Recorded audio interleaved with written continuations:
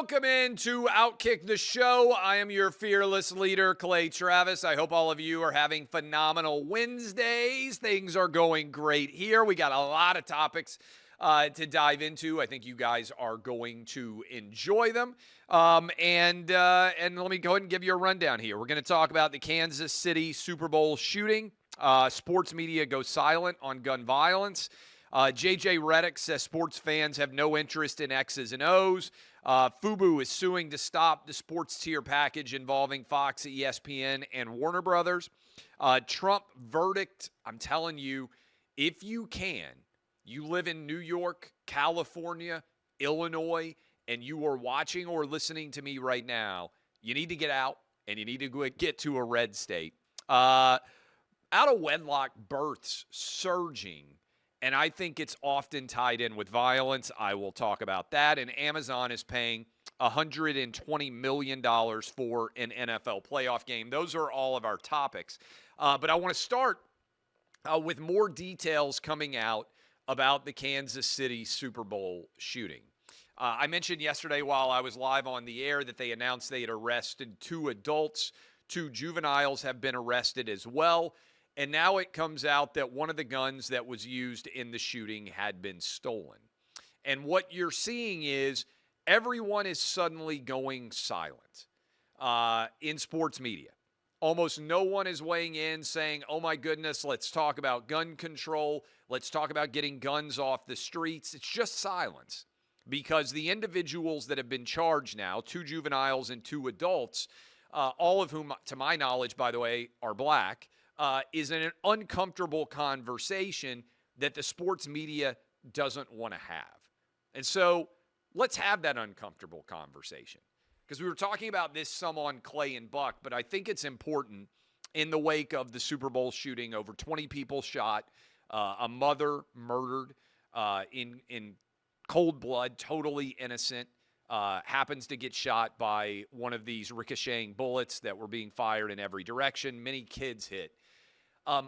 Let's have a conversation about why this happens and who actually commits gun violence. I even saw in the New York Times they had a story about this, quoting one of the residents of Kansas City who said what I told you, that if this shooting had happened anywhere other than the Super Bowl victory parade, nobody would have ever talked about it.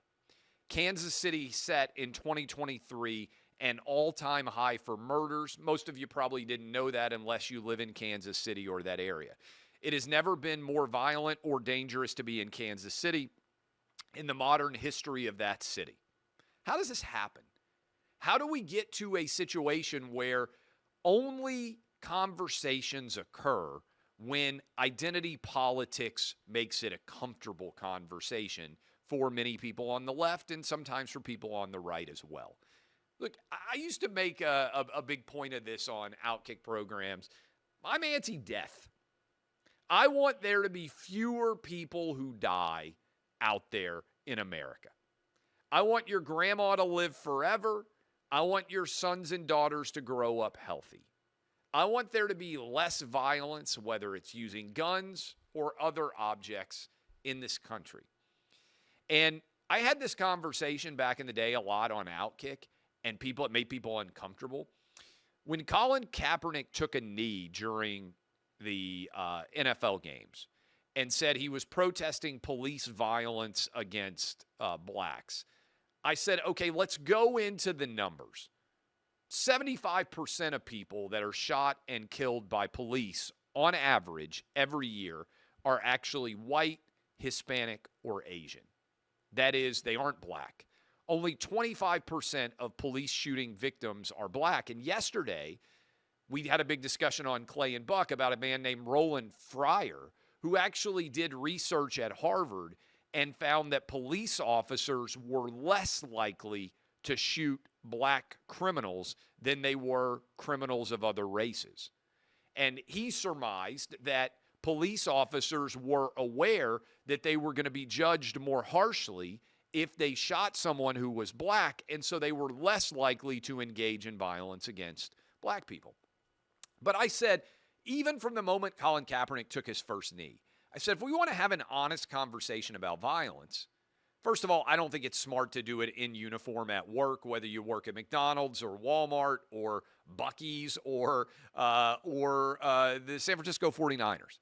During the national anthem is not the time to have a conversation, in my opinion, about any issue that you want really talked about, because the protest during the anthem takes away from the conversation. But I said, why is Colin Kaepernick not taking a conversation about police violence if he wants to have that conversation? But even if you eliminated every person shot and killed by police every year, 98% of shooting deaths would still be occurring. It's important. Why? I said this, and some people got mad at me, go figure. I said this would be like a fat person saying, my hand is too fat. The issue isn't that your hand's fat. The issue is that you are fat in your whole body. And if you want to lose weight, you can't say, man, my thumb is really fat. I got to solve this thumb and then everything will be right. No. If we want to address issues of violence in this country and of murder, then we have to look at the overall data and we have to say, who commits murders? How do we dial it back? And a lot of people won't have a conversation because they don't want to have that conversation.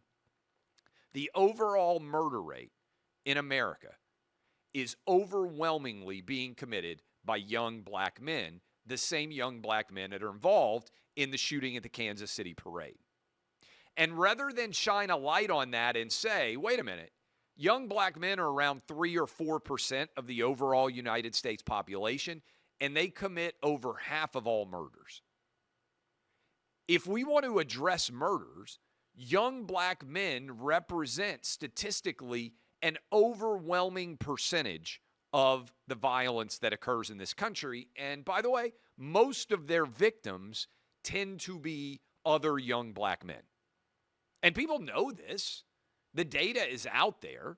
It's been out there for decades. The conversation doesn't happen because it requires an analysis of personal responsibility and how all of this is occurring. And I've got a thesis. I've got a thesis that violence in this country is overwhelmingly a failure of fatherhood. And this is also an uncomfortable conversation because it requires a lot of people to examine their own behavior and their own life choices. I think about this a lot more now because I have 3 boys. And whatever you think of me, I would be a failure as a father, in my opinion, if one of my kids ends up with a gun and engages in a violent act that takes someone else's life, or God forbid their life is also lost because of a violent act that they're involved in. I'm not talking about being an innocent victim. I'm talking about being involved in a violent act. 16-year-old, 13-year-old, and a 9-year-old. In fact, my 9-year-old is home right now, homesick from school, so I've been doing the show and running around trying to take care of him, all right? 10th grader, 7th grader, 3rd grader. I got 3 boys. I hope that all 3 of those boys grow up, become dads, have lots of kids, and are productive members of society. I'm here, about to be married 20 years, not claiming to be anywhere near a perfect dad, but I try to be better than I am, right? That should be the goal, I think, of life in general, be better than you are. I'm fortunate. My dad was fantastic. My parents have been married almost 55 years. I have a sister. My dad and mom were very good parents. I hope that I am being a pretty good parent, okay? And I'm not setting the bar incredibly high. I'm just saying if your son, it's usually sons, if your son is involved in violent behavior with a gun, you have failed as a parent on some level. And you go and look at the data and you say, okay, who are these kids? White, black, Asian, Hispanic. Who are these young boys, these young men that engage in violent acts with guns? Do you know what the data reflects? A huge percentage chance is that they're from single-parent homes. And now look, I'm not trying to take a shot at people who are single parents. I know a ton of fabulous single parents. I can only imagine how challenging it is to raise kids as a single mom trying to be the role of both mom and dad, or a single dad trying to be both mom and dad. And some of you are going to do such an incredible job that you're going to beat the odds. Your kids are going to grow up, be wildly successful, incredibly productive, and break the single parent cycle. They're going to get married, and they're going to have kids, and they're going to be incredible dads and moms, okay? But you know what nobody will talk about? Government has created much of our fatherhood crisis. I believe the Great Society, Lyndon Baines Johnson, the idea that we're going to try to help poor people has actually created more fatherless homes. Let me give you a stat here. I was looking this up during the radio show this morning. Did you know that in 1965, 76% of all black children were born in two-parent households? 76%. Over 3 out of 4 of kids were born with a black mom and a black dad at home. 1965. Not that long ago. By today, over 70% of all black kids are born in single-parent households. This is one of the biggest stories, I think, in America today that no one talks about. How did we go from 1965, over 100 years after the end of slavery, where 76% of black kids were born in households with moms and dads, to by today, where over 70% of all kids are born outside of a marital home? Now, the argument that they try to make on the left is, well, this is a legacy of racism. This is a legacy of slavery. If that were true, why has the black family collapsed since 1965? And by the way, the black family has collapsed more than anyone, but white families, Asian families, Hispanic families, the family unit itself has fallen into disrepair. If this were a legacy of awful systemic racism and white supremacy and all the arguments that the left wants to make, why did it not exist in 1965? Why did the collapse of the black family coincide with the rise of the Great Society and government deciding that it needed to be the father figure, not the father figure himself? And I would submit to you, and this is something I spend a lot of time thinking about, that men in this country have slowly entered into a crisis that nobody addresses. How often do you hear about unequal wage? How often do you hear that women only get paid whatever it is, 86 cents for a dollar that every man makes? And then you go look at the data and you're like, yeah, because women have kids and they leave society, and that women and men are actually paid the exact same almost in every job in America, but that men just end up working more years. Never hear that conversation. You know, men live 4 years less than women.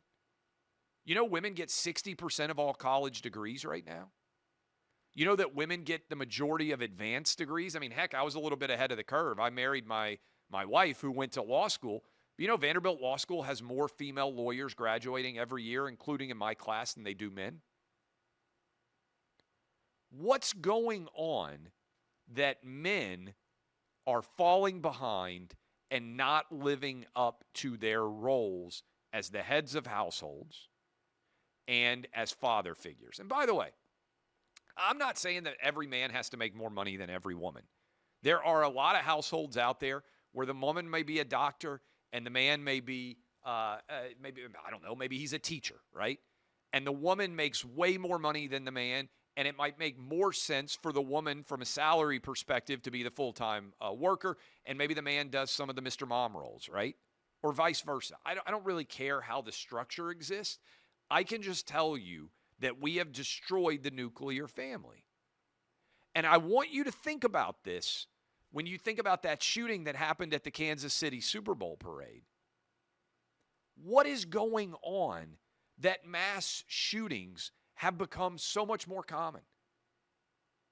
Prior to Columbine, in the 1980s and the 1990s, there weren't people showing up, by and large, very often. I know there's exceptions, University of Texas shooting. It didn't occur, these mass shootings. I would submit to you that this is a symptom of the illness that has taken over the American family, and that the results are kids, young boys, growing up not knowing how to be men. They have lots of testosterone. They have lots of anger and violence in them, and there isn't a father figure to help to corral that. And building on this further, everybody wants to talk about how much they want to use their platform to make the world a better place, right? It's a big conversation now. I'm going to use my platform. Lots of athletes out there, lots of sports media. Certainly, I think about this. I've got a big platform now. My family's taken care of. How many athletes do you see on a regular basis saying that the best thing a young boy could become is a dad and a husband and a raiser of children? Can you name a current athlete that is publicly advocating for men to be great fathers, get married, have kids, and raise those kids? I've heard Tony Dungy talk about it to his credit, and amazingly, he gets ripped for talking about it. I can't even name a current pro athlete. I know there are some that are retired. Imagine if instead of saying that America is an awful racist place, if LeBron James had come out and said, hey, every young kid that looks up to me, I'm a great athlete, but the most important job I have is being a dad. Get married, have kids, and take care of your family. That's the best thing that you could do. And it brings it home. The first place I read this was actually in the New York Times. The place that I read this was, and now I can't not see it everywhere I look, much of American life is artificial now. You have a ton of people on the left, that is, people who consider themselves to be progressive Democrats, who talk left and live right. And I can't unsee it now. All of these elite people, multimillionaires, people who are highly educated, professors, they get married and they have nuclear families, and they raise their children in two-parent households. LeBron James does this. But they talk left instead of telling people to try to emulate the lifestyle choices that they have made. Why is that? And why is it considered remotely controversial for men to be calling out men? Women are doing fine. They're graduating. They're getting advanced degrees. Their incomes are surging. Men are falling behind. In fact, there's not enough men in this country to marry all the successful women. The data reflects that women want to find a man, even if they're doctors, even if they're lawyers, even if they're PhDs, they want to find a man of equal educational or higher educational and career achievement than them. This makes sense biologically if you think about it, right? People say, oh, why are all these young women, why do they end up with older men? Because biologically, the more resources a family has, the better the chances are of kids, offspring, growing up, flourishing, and becoming successful themselves. So, look, it makes sense for a 25-year-old woman to sometimes chase after a 45 or 50-year-old man, 40-year-old man. That guy's got resources. You think it's a coincidence that men can have children for their whole lives and women can't? Again, biology is real despite what you might be told to the contrary. Think about why this is. And think about how we're failing. And again, I would love to hear an explanation for why, as the government has poured money into the family structure and fathers have been replaced, how single parent households have skyrocketed. And the data reflects that young boys in single parent households raised by mothers are far less successful than when they are raised than young girls are. So again, I think masculinity is in a crisis right now. I think the Kansas City Super Bowl shooting reflects that. Why is no one having conversation like I'm just having with you right now? Not trying to demonize anybody, not trying to say that any one thing is responsible for any one result. The conversation is about guns, not the culture that creates the violence. If we really want to solve the culture that creates the violence, isn't that what creates the shootings? There have been guns in this country our entire existence. The Second Amendment is not going away. Why have random acts of violence skyrocketed? Why are cities setting all-time highs for murder? These are conversations that a real serious constitutional republic would have every day. Instead, we don't. And I'd encourage you, we'll clip this, we'll share. I'd encourage you to share it with some of your friends, particularly if you're a dad out there, granddad, you're a single guy and you're trying to figure out what your role in society is. These are conversations that men should be having. Our role as fathers has collapsed in society. And it is, I believe, super significant in terms of the results.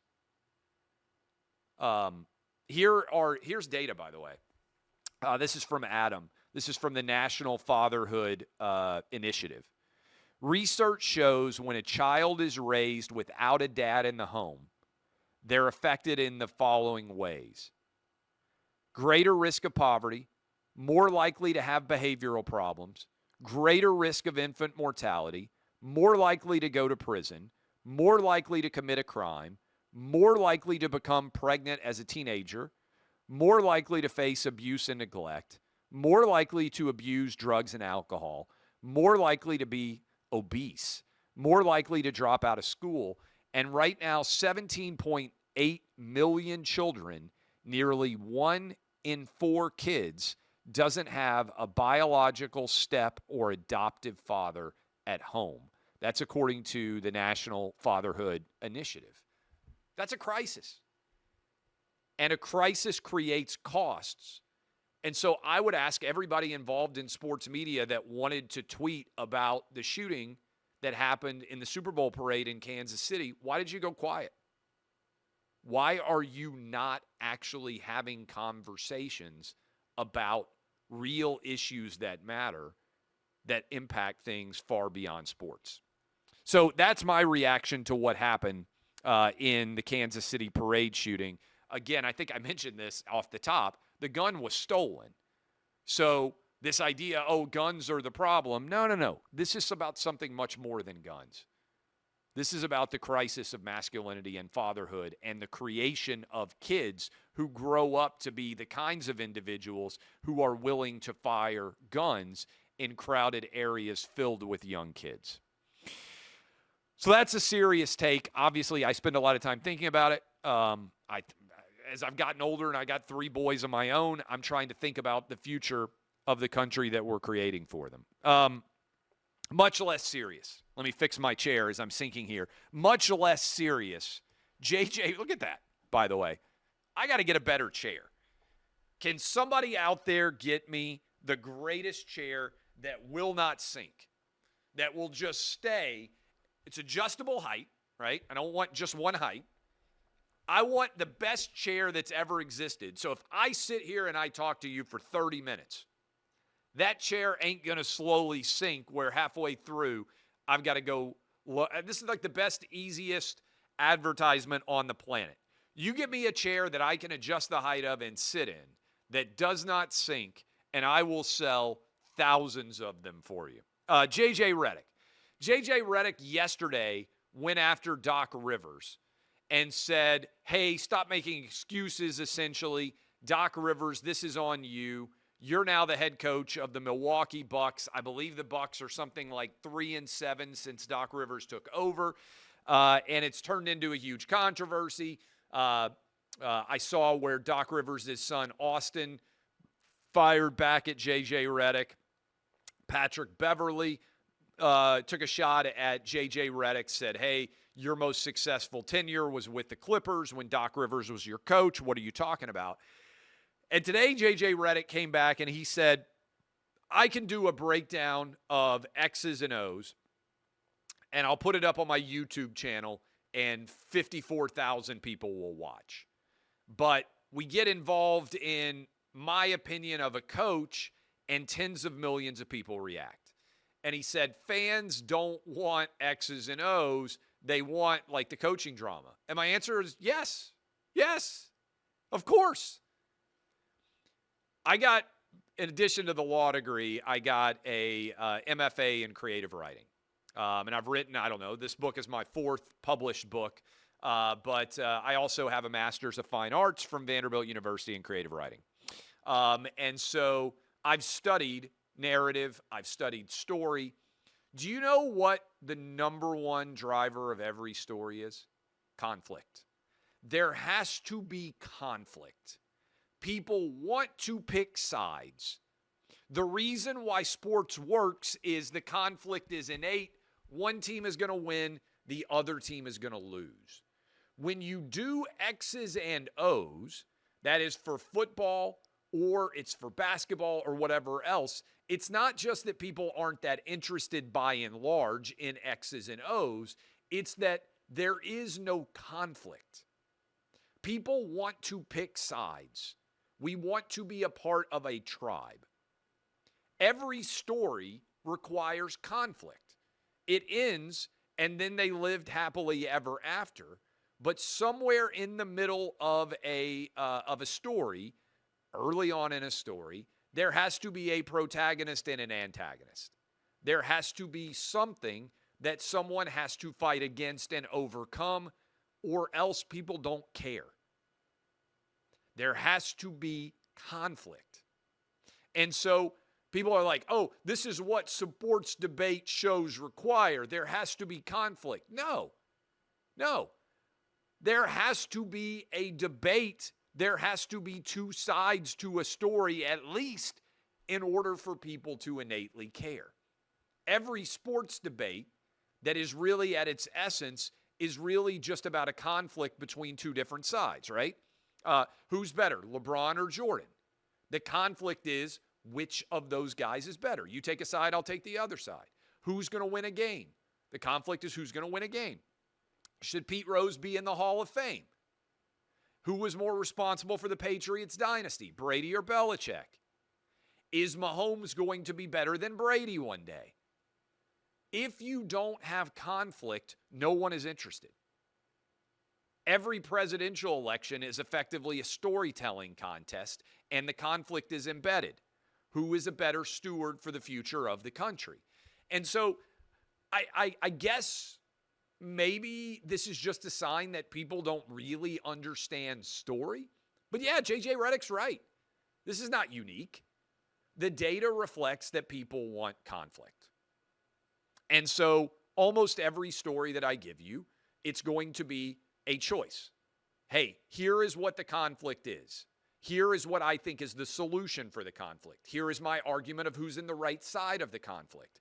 In fact, the entire internet, as I've said before, is just one large blame factory. You ever notice that? Happens with games, but everything on the internet is someone does something and people decide if they were right or they were wrong. There's always a hero, there's always a villain. It's very childlike. That's the way story works. So everything on the internet's a blame factory. Same thing happens in football. Game happens. Team A wins. Did Team A win or did Team B lose? Who's the GOAT? Who's the hero? That's all natural. Is it not super in-depth? Of course not. And I'm sure if you're J.J. Reddick or you are Dan Orlovsky and you are a super astute observer of X's and O's, you wish that people cared about X's and O's.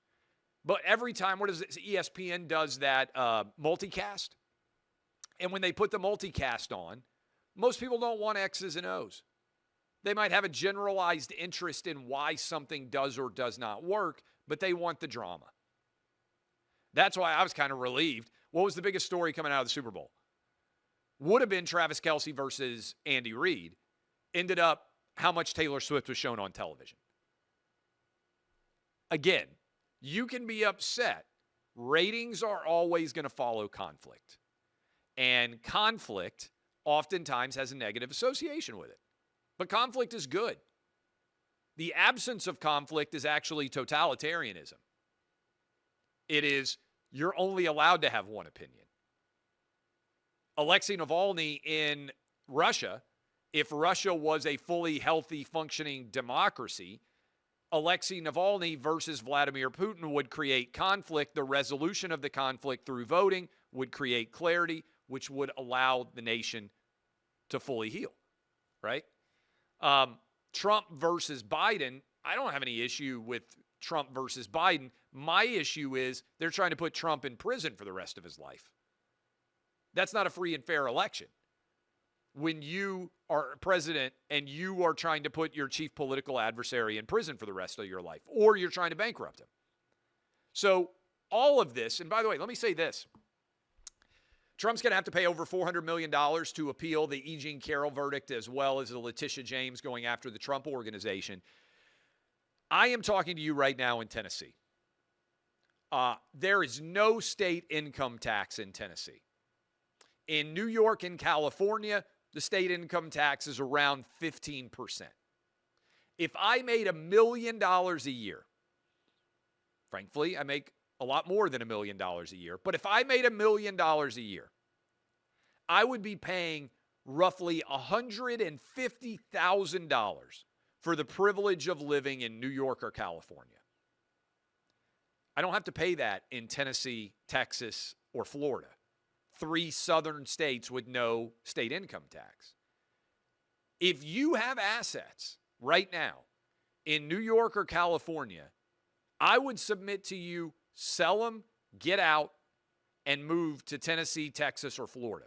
Because over the next 30 years, over the next 40 years, I think you're going to see a massive departure from California, New York, Illinois, blue states, big cities, Chicago, New York City, LA. And I think you're going to see a movement to the Houstons, the Nashvilles, the Miamis of the world. Texas, Tennessee, Florida.